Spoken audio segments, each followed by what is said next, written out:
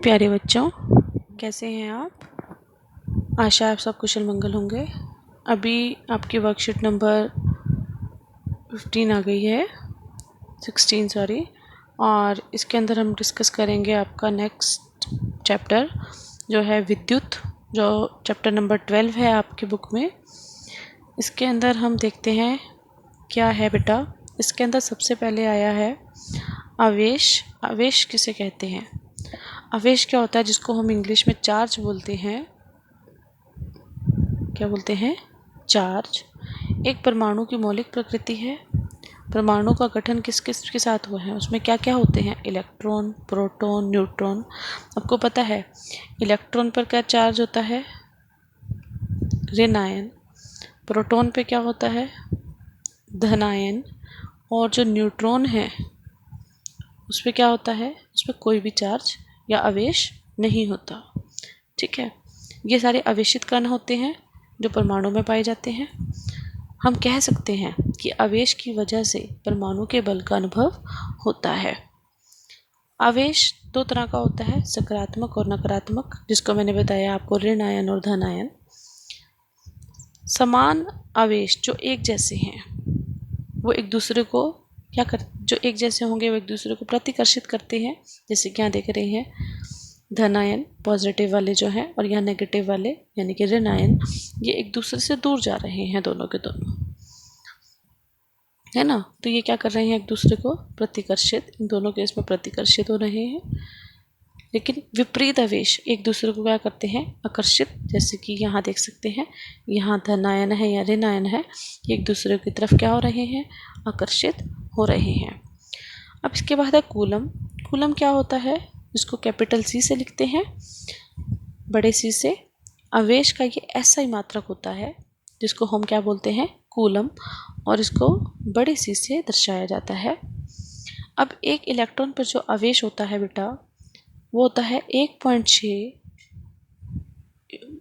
गुणा 10 की शक्ति -19 कूलम। ये ऋणात्मक है क्योंकि माइनस में होता है। ठीक है, अब क्यू क्या होगा? क्यू होता है N गुना E। ठीक है, ये कैसे होता है बेटा? ये कैसे आई है हमारे पास, ये वाली समीकरण कैसे आया? तो बेटा यहाँ देखेंगे, मान लीजिए Q क्या है? कुल आवेश। Q क्या है? कुल आवेश। N इलेक्ट्रॉनों की संख्या है और E क्या है? इलेक्ट्रॉन पर एक आवेश है। मान लीजिए एक पॉइंट से या एक जगह से, एक बिंदु से, एक कोई चालक है, इसके एक बिंदु से, मान लीजिए A बिंदु से कितने N है? नंबर, यानी कि उनकी संख्या। N क्या है? संख्या। संख्या। ठीक है, कितने इलेक्ट्रॉन एक पॉइंट ए से उस समय गुजरे हैं। और एक इलेक्ट्रॉन का तुम्हें पता है चार्ज, आवेश कितना होता है। ठीक है ना, तो हम यहाँ पर N की जो वो है संख्या निकाल सकते हैं। कैसे निकाल सकते हैं? हमें पता है कि ये वाला समीकरण हमें पता है Q = N ही होता है। तो हम यहाँ से निकाल सकते हैं जो संख्या है वो आपका कुल आवेश बटा एक इलेक्ट्रॉन पर जितना आवेश होता है उससे हम भाग दे देंगे, जैसे कि हमने यहाँ पर दिया। अब एक जो कुल आवेश कितना है? 1 कूलम के बराबर है। और जो इलेक्ट्रॉन पर चार्ज है या आवेश है वो कितना है? इतना 1.6 × 10⁻19। इसकी जो वैल्यू निकलेगी बेटा वो है 6.25 गुणा 10 की शक्ति 18 या 10 की पावर 18। तो इसलिए हमें पता चला कि एक कूलम में इतने इलेक्ट्रॉन पर आवेश होते हैं। कितने आवेशित इलेक्ट्रॉन होते हैं? 6.25 × 10 की पावर 18। ठीक है बेटा। इसके बाद है विद्युत धारा। विद्युत धारा किसे कहते हैं? विद्युत आवेश के प्रवाह की दर निकालनी है। दर कैसे निकाली जाती है? समय के साथ। हमेशा किसी भी चीज़ की दर निकालने के लिए हमें उसे समय से भाग देना पड़ता है। तो कह रहा है विद्युत धारा क्या है? विद्युत आवेश की प्रवाह के दर को विद्युत धारा कहते हैं। विद्युत धारा को एकाक समय में किसी विशेष क्षेत्र में प्रवाहित, विशेष क्षेत्र यानी कि किसी एरिया, किसी विशेष क्षेत्र में, क्षेत्रफल जिसे बोलते हैं, से प्रवाहित आवेश की दर के परिणाम द्वारा व्यक्त किया जाता है। यदि किसी चालक किसी भी अनुप्रस्थ काट के समय t है उसका, से समय t में नेट आवेश प्रवाहित होता है, तब उस अनुप्रस्थ काट के प्रवाहित विद्युत धारा को इस प्रकार व्यक्त कर सकते हैं, जैसे कि I is equal to Q बटा T। I बराबर है Q बटा T। मैंने आपको बताया जब हमें किसी की दर निकालनी होती है तो हम उससे समय से भाग देते हैं। यहाँ जो T है वो क्या है? समय। T क्या है? समय। Q क्या है? नेट आवेश। Q क्या है? नेट आवेश। आखिर एक किसी वस्तु की क्षेत्रफल में से, जैसे कि मान लीजिए ये एक सुचालक है, उसका अब एक बिंदु के अंदर से नहीं पास करना, अब एक क्षेत्रफल की बात कर रहे हैं हम। मान लीजिए इस एरिया में से, इस क्षेत्रफल में से Q कितने समय में पास हुआ, तो वो क्या होगा? उसका विद्युत धारा। ठीक है, तो विद्युत धारा की हम इस समीकरण को व्यक्त कर सकते हैं। विद्युत धारा का जो एसआई मात्रक है वो एम्पियर है। ये एक फ्रांसीसी के नाम पर रखा गया था जिसका नाम आंद्रे मेरी एम्पियर था। और एक एम्पियर क्या होगा? अब मान लीजिए यहाँ पर हमारे पास है I इज इक्वल टू या बराबर है Q बटा T। अब हमें पता है ये है नेट आवेश, नेट आवेश, ठीक है, और ये है समय, ठीक है, और ये क्या है? विद्युत धारा।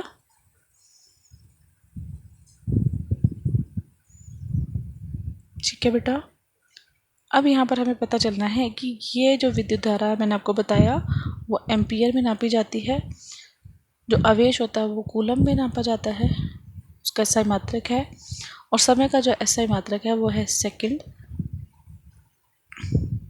ठीक है बेटा, ठीक है बेटा। तो अभी हमें ये निकालना है, एक एम्पियर कब होगा? जब एक कूलम का नेट आवेश एक सेकंड में किसी क्षेत्रफल से प्रवाहित होगा, किसी भी सुचालक के क्षेत्र, किसी पर्टिकुलर क्षेत्रफल से प्रवाहित होगा। तो ये एक तब आएगा जब ये दोनों क्या होंगे? एक होंगे। तो हमारे पास यहाँ पर है बेटा, देखिए एक एम्पियर विद्युत धारा की रचना प्रति सेकंड, एक सेकंड में, यानी कि एक कूलम आवेश से प्रवाहित होती है, जिसको हम एक ampere is equal to 1 coulomb upon 1 second. ठीक है बेटा, तो नेट चार्ज हमारा कूलम में था तो इसलिए हमने बोलिए एक कूलम चार्ज या आवेश जब किसी सुचालक में से एक सेकंड के लिए प्रवाहित होगा तो हमें एक एम्पियर का या एक एम्पियर की विद्युत धारा मिलेगी। ठीक है बेटा, तो ये था आपका विद्युत धारा। इसके बाद है बेटा विद्युत धारा जो होती है, ये यहाँ पर उसके छोटे स्वरूप दिए गए हैं। मिली एम्पियर, जिसको माइक्रो एम्पियर, मिली एम्पियर में होता है 10 की शक्ति -3, यहाँ होता है 10 की मिली जो वर्ड होता है बेटा वो हमेशा 10 की शक्ति 10 टू पावर -3, और जो माइक्रो है ये होता है 10 टू पावर -6। इसके साथ एम्पियर लग गया है तो उसके साथ उसे गुना कर दिया गया है। तो यहाँ है परिपथ की विद्युत धारा एमीमीटर नामक यंत्र से नापी जाती है। हमें जब कभी किसी परिपथ में विद्युत धारा कितनी प्रवाहित हो रही है नापना होता है तो हम एमीमीटर नाम का यंत्र का यूज़ करते हैं, इस्तेमाल करते हैं, और परिपथ में विद्युत धारा सेल के धन टर्मिनल से सेल के ऋण टर्मिनल तक बल्ब और एमीटर से होकर प्रवाहित होती है। अब यहाँ देख सकते हैं, ये है आपका बल्ब, ये रहा एमीटर, ये है चाबी जिससे हम ऑन और ऑफ करते हैं, परिपथ को चलाते हैं और बंद कर सकते हैं। और ये है आपका सेल, ये देखिए इसका ये है धन टर्मिनल और ये है ऋणात्मक टर्मिनल। और आप करंट का यानी कि विद्युत धारा का प्रवाह देख सकते हैं, ये धनात्मक टर्मिनल से ऋणात्मक टर्मिनल की तरफ हो रहा है। ठीक है, तो हमेशा जो विद्युत धारा प्रवाहित होती है वो धनात्मक से ऋणात्मक टर्मिनल की तरफ होती है सेल के थ्रू, और जिसके बीच जिस परिपथ में बल्ब भी लगा होता है और एमीटर भी लगा होता है। अब इसके बाद है बेटा विद्युत विभव किसे कहते हैं। किसी इकाई धनावेश को अनंत से किसी बिंदु तक लाने में जितना कार्य करना पड़ता है उसे उस बिंदु का विद्युत विभव कहते हैं। विद्युत विभव को बेटा हम बड़े V के साथ दर्शाते हैं, इसको वोल्ट कहते हैं, क्या बोलते हैं, वोल्ट। किसी इकाई एक धनावेश को अनंत से बहुत दूर से किसी एक बिंदु तक जो आपके नज़दीक है या फिर जिस बिंदु को आप जानते हैं उस बिंदु तक लाने में जितना कार्य करा जाएगा या कार्य करना पड़ता है उसे उस बिंदु का विद्युत विभव कहा जाता है। तो ये बेटा है विद्युत विभव। इसके बाद है बेटा आपके प्रश्न उत्तर में आपके सबसे पहले है आवेश और विद्युत धारा के एसआई मात्रक लिखिए। ये बेटा आपको पता है इनके एसआई मात्रक जो आपके आवेश का है वो क्या है, कूलम, जिसको बड़े C से दर्शाते हैं, और जो विद्युत धारा का एसआई मात्रक है वो एम्पियर, जिसको बड़े A से बताया जाता है। अब है किसी विद्युत धारा से 0.5 या 0.5 एम्पियर विद्युत धारा 10 मिनट तक प्रवाहित होती है तो विद्युत धारा के प्रवाहित आवेश को परिणाम ज्ञात कीजिए। तो अब आपको यहाँ क्या दिया गया है, ये एम्पियर है यानी कि क्या है, विद्युत धारा। तो ये क्या हो गई, विद्युत धारा, और ये क्या है 10 मिनट। 10 मिनट क्या है, समय, ये क्या है समय। अब आपको पता है यहाँ समय किस में दिया हुआ है, मिनट में, और हमें चाहिए सेकंड में, तो हम उसे पहले सेकंड में बदलेंगे, परिवर्तित करेंगे, और फिर विद्युत धारा से प्रवाहित आवेश निकालना, आवेश का परिणाम यानी कि हमें Q जानना है, और जो आंसर होगा हमारा कूलम में आएगा। तो बेटा हमें पता है यहाँ पर I बराबर है Q/T, और ये भी कह सकते हैं Q बराबर है I गुना T। ठीक है, तो सबसे पहले हम T की निकाल लेंगे मान। T का मान है 10 मिनट,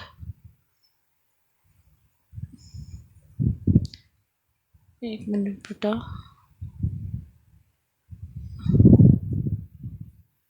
10 मिनट। ओके बेटा, इसको हम सेकंड में परिवर्तित कर लेंगे या बदल लेंगे तो हमारे पास हो जाएंगे 600 सेकंड।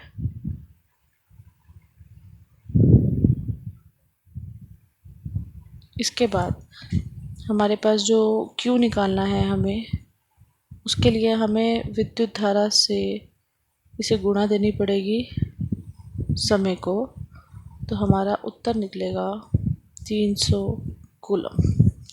तो बेटा ये तुम्हारा आज की वर्कशीट थी, वर्कशीट नंबर 16, जो कि विद्युत धारा पर थी। इसके बाद हम नेक्स्ट वर्कशीट जब आएगी तब करेंगे। तब तक के लिए धन्यवाद। तब तक मुस्कुराते रहिए, खुश रहिए, अच्छे से पढ़ते रहिए। धन्यवाद।